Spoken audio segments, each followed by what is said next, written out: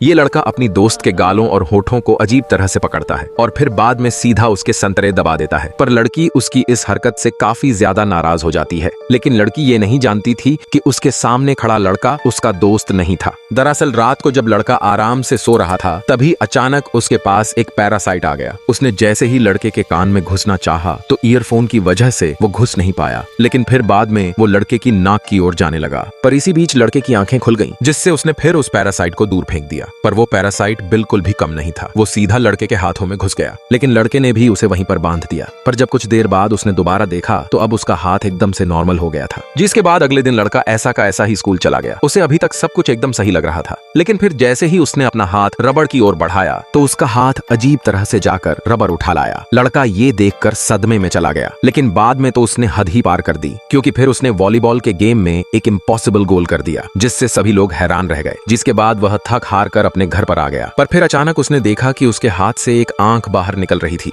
जिसके बाद वो उसे चेक करने के लिए अपने हाथ को एक नाइफ से काटने लगता है। पर इससे अचानक उसका हाथ एक मॉन्स्टर में बदल गया। पार्ट 2 के लिए लाइक करें।